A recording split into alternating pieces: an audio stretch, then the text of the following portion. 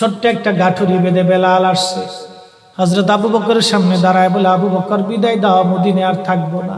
কেন রে বেলাল, কি জন্য মদিনায় থাকবে না? কিসের অভাব, কিসের কষ্ট? কেউ কি তোমাকে ব্যথা দিয়েছে না তোমাকে মেরেছে?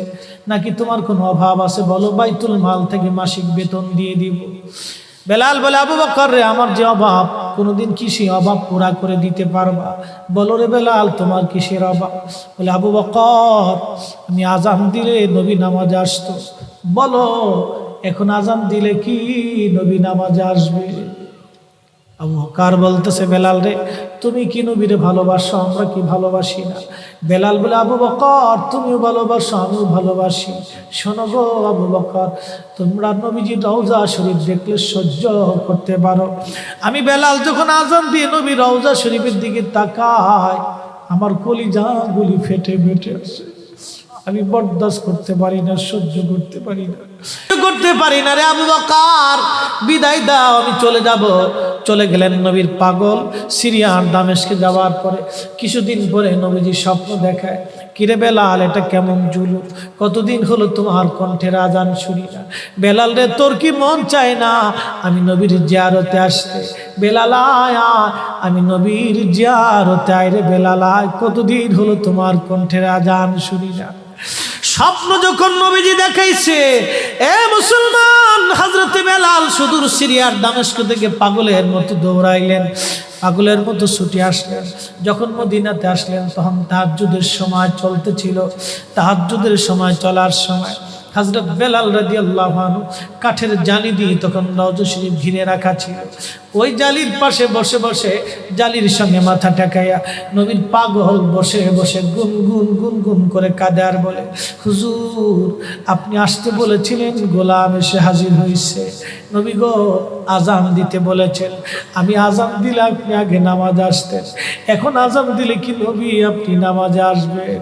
হুজুর, এখন আজান দিলে কি আপনি নবী নামাজে আসবেন? নতুন মুয়াজ্জিন আসছে আজান দেওয়ার জন্য। এসে দেখে নবীর মুয়াজ্জিন বেলাল কাঁদে। ডাক দেখে মদিনাবাসী, শুনছো, নবীর মুয়াজ্জিন ফিরে এসেছে, বেলাল আসছে, বেলাল ফিরে আসছে। এই কথা শোনার পরে সব সাহাবী ঘর থেকে বের হয়ে দৌড়ায় এসে দেখে বেলাল কাঁদে। সাহাবীরা বলে, বেলাল আজান দাও, কতদিন হলো তোমার কণ্ঠের আজান শুনি না। বেলাল আজান দাও, কতদিন হলো আজান শুনি না রে বেলাল। বেলাল বলে, সাহাবীরা রে, আমি আজান দিলে কি নবী নামাজে আসবে বলো? সালমান ফারসি রাদিয়াল্লাহু আনহু ডাক দেখে, সাহাবীরা, আমাদের কথায় বেলাল আজান দিবে না, তোমরা যাও দেখো হাসান আর হুসাইন দুইজন ঘরের মধ্যে আছে। ইমাম হাসান হুসাইন রাদিয়াল্লাহু আনহুমা যদি বলে তাহলে বেলাল অবশ্যই আজান দিবে। সালমান ফারসির পরামর্শে সাহাবীরা দৌড়ায় গেলেন। বর্তমান 7 নম্বর গেট বাবু সালাম বরাবর একটা মসজিদ আছে, মসজিদে আলী। এটাই ছিল হযরত ফাতেমা রাদিয়াল্লাহু আনহার বাড়ি। এই বাড়িতে দৌড়াই যাওয়ার পরে ইমাম হাসান হুসাইন রাদিয়াল্লাহু আনহুমা দুইজনকে নিয়ে আসা হলো। দুইজনকে নিয়ে আসার পরে হযরত ইমাম হাসানকে দেখতে আমার নবীর মতো দেখা যাইতো, চেহারাটা রাসূল করিমের চেহারার মতো ছিল। নাতি দৌহিত্র নানার চেহারা পেয়েছিলেন, ইমাম হুসাইনও নানার সুরত পেয়েছিলেন। দুই ভাই নানার সুরত পেয়েছিলেন। হযরতে বেলাল রওজা শরীফ থেকে উঠে হযরতে হাসানের বুকের মধ্যে মাথা ঠেকায় কাঁদতেছে, ইমাম হুসাইনের বুকের মধ্যে মাথা ঠেকায় কাঁদে। হযরতে ইমাম হাসান ডাক দেখে, নানার মুয়াজ্জিন, কতদিন হলো তোমার কণ্ঠে আজান শুনি না। যেই কণ্ঠ দিয়া নানার আজান শুনাইতা, যাও গো ওই কণ্ঠ দিয়ে আমাদেরকেও আজান শোনাইয়া যাও। যখন হযরতে বেলাল ইমাম হাসান এই কথা বললেন, হযরতে বেলাল দৌড়ায় গেলেন। যেই বনু নাজ্জার গোত্রের মহিলা সাহাবীর ছাদের উপরে দাঁড়ায় বেলাল আজান দিত। আবু দাউদের 519 নম্বর হাদিসের মধ্যে আসছে, প্রত্যেক ফজরের নামাজের শুভেচ্ছা আদিকের আগে বেলাল দাঁড়াইতেন। দাঁড়ায় আজানের আগে বলতেন, আল্লাহুম্মা ইন্নী আহমাদুকা ওয়া নাস্তাঈনুকা আলা কুরাইশিন ইউকিমু দীনাক। প্রত্যেক ফজরের আজানের আগে এই দোয়াটা পড়ে বেলাল আজান শুরু করতেন। হযরত বেলাল রাদিয়াল্লাহু আনহু আজকে তাহাজ্জুদের আজান দিতে গেছে। আজান দিতে যাওয়ার পরে হযরত বেলাল যখন আজান দিলেন, আল্লাহু আকবার, আল্লাহু আকবার, আজানের মধুর ধ্বনি সারা মদিনার রং মধ্যে ছড়িয়ে গেল। মদিনার ঘর থেকে সব সাহাবী বের হয়ে দৌড় মারছে। আবার যখন বলেন আল্লাহু আকবার, আল্লাহু আকবার, সব সাহাবী, মহিলা, বৃদ্ধ, বনিতা ঘর থেকে বের হয়ে দৌড় মারছে। যখন বলল আশহাদু আল্লা ইলাহা ইল্লাল্লাহ, মদিনার ঘর থেকে সব মহিলারা ঘর থেকে বের হয়ে দৌড় মারছে রে। আর কান্না করে নবী বুঝি ফিরে আসছে রে। আবার যখন বলেন আশহাদু আল্লা ইলাহা ইল্লাল্লাহ, তখন মদিনার মানুষ কান্না করতেছিল, গুন গুন গুন গুন করে কান্না করে। মদিনার ভিতরে আওয়াজ বের হয়ে গেল, নবী বুঝি আসছে রে, নবী বুঝি ফিরে আসছে রে, নবী বুঝি ফিরে আসছে রে, নবী বুঝি আসছে। হযরতে বেলাল যখন বলেন আশহাদু আন্না মুহাম্মাদুর রাসূলুল্লাহ, মদিনার মাটিগুলি থরথর থরথর করে কেঁপে উঠছে রে। মদিনার মানুষের কান্না বেড়ে গেল। হযরতে বেলাল অজ্ঞান হয়ে জমিনের মধ্যে পড়ে গেলেন, তিনি বেহুশ। নবীর আশিক বেহুশ হয়ে গেলেন। বেলালের মতো আশিক যদি আমরা হইতাম, এ দুনিয়ায় নবীর দেখা পাইতাম, এ দুনিয়ায় নবীর দেখা পাইতাম। যখন হুঁশ ফিরে আসছে, রওজা শরীফের পাশে বসে বসে বেলাল কাদের বলে, হুজুর আজান দিতে বলেছিলেন, আজান দিয়েছি। হুজুর আমি আজান দিলে আগে নামাজ আসতেন, আজকে আজান দিলাম আপনি হুজুর আসেন নাই। যে আজান দিলে নবী আসবে না, আমি বেলালে আজান আর কোনোদিন দিব না। হযরতে বেলাল কিছুদিন পরে কলিজা ফেটে নবীর বিরহ বেদনা সহ্য করতে না পেরে তিনি চলে গিয়েছিলেন পরপারে। কলিজা ফেটে, কলিজা ফেটে, কলিজা ফেটে। এইভাবে সাহাবীরা নবীকে ভালোবেসে গেছে। কত সাহাবী কতভাবে নবীকে ভালোবাসছে রে। হযরত আবু বকরের কথা বলছিলাম, আম্মা জান আয়েশা ডেকে বলে, হুজুর আপনি, আম্মা জান আয়েশার মনটা বেজার হয়ে গেল। আল্লাহর নবী ডাক দিয়ে বলতেছিলেন, আয়েশা রে মনটা তোমার বেজার কেন হয়ে গেল? আম্মা জান বললেন, হুজুর দিনের জন্য আমার আব্বা জান সব সম্পদগুলি বিলীন করে দিয়েছে, ভালোবেসে আপনার সঙ্গে আমার বিবাহ শাদী দিয়েছে। ইয়া রাসূলুল্লাহ ভাবছিলাম আপনি আমার আব্বা জানের কথা বলবেন, যে আকাশের তুল্য নেক আমার আব্বা জানের আমল নামায় আছে।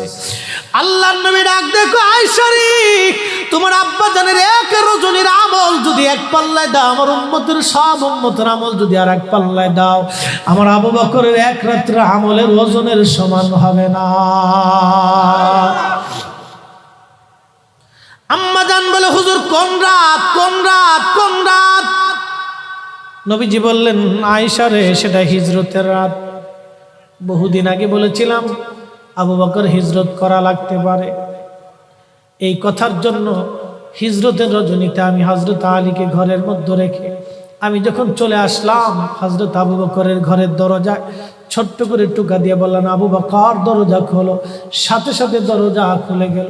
জিজ্ঞেস করলাম, আবু বকর তুমি কি ঘুমাও নাই?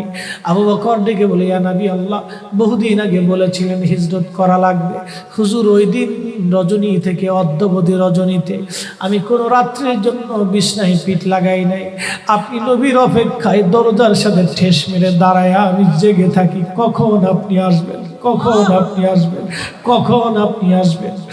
আপনি যখন রাত্রিবেলা আসবেন আমি ঘুমাবো, আপনি ডাকবেন, কাফেররা টের পাবে, আপনাকে কষ্ট দিবে।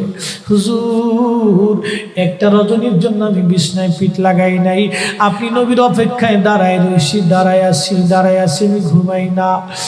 আয়েশা রে এই রজনী আল্লাহর কাছে এত ভালো লাগছে, এত ভালো। আরে সাহাবী আবু বকর নবীকে ভালোবেসে নবীর অপেক্ষায় দাঁড়ানোর জন্য, নবীর জন্য দাঁড়িয়ে থাকার জন্য, নবীর জন্য দাঁড়িয়ে থাকার জন্য আল্লাহ এত বড় প্রতিদান দিয়ে দিলেন, এত বড় বেনিফিট দিয়ে দিলেন, এত বড় বেনিফিট, এত বড় বেনিফিট, এত বড় মর্তবা, এত বড় মর্যাদা নবীর জন্য, নবীর জন্য, নবীর জন্য, নবীর জন্য, নবীর জন্য। সাহাবীরা নবীর জন্য দেওয়ানা, নবীর জন্য জীবন দিতেন, নবীর জন্য সংসার করতেন, নবীর জন্য ব্যবসা করতেন, নবীর জন্য ঈমান আনতেন, নবীর জন্য জীবন দিতেন, নবীর জন্য যুদ্ধে যাইতেন, নবীর জন্য আমল করতেন, নবীর জন্য কোরআন বুঝতেন, নবীর জন্য ঈমান আনতেন। আল্লাহ চিনেছে নবী দেখে, আল্লাহ বুঝেছে নবী দেখে, আল্লাহ চিনেছে নবী দেখে, ঈমান এনেছে নবী দেখে, কোরআন বুঝেছে নবী দেখে, কোরআন মেনেছে নবী দেখে। আমরাও সুন্নিরা কোরআন বুঝি নবী দেখে, দিন মানি নবী দেখে, আমরাও ঈমান আনি নবী দেখে, আমরাও ভালোবাসি নবীকে। আল্লাহ পেতে চাই নবী দেখে, আল্লাহ পেতে চাই নবীর মাধ্যমে, আল্লাহ পেতে চাই নবীকে ভালোবেসে। কথা বলেন ঠিক না বেঠে?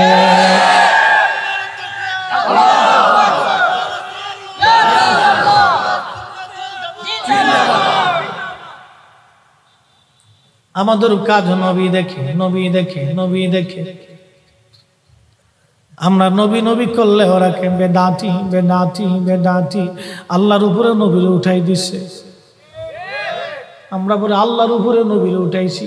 তাহলে আবু বকরকে যায় জিজ্ঞেস করো, আবু বকর আপনাকে যখন রসুল বলল, আপনি আবু বকরকে যায় জিজ্ঞেস করেন, আবু বকর রসুল যখন বলল সাহাবীরা আমার কাছে তিনটা জিনিস প্রিয়, 1 নম্বরে নামাজ, 2 নম্বর সুগন্ধি, 3 নম্বর আমার বিবিগণ।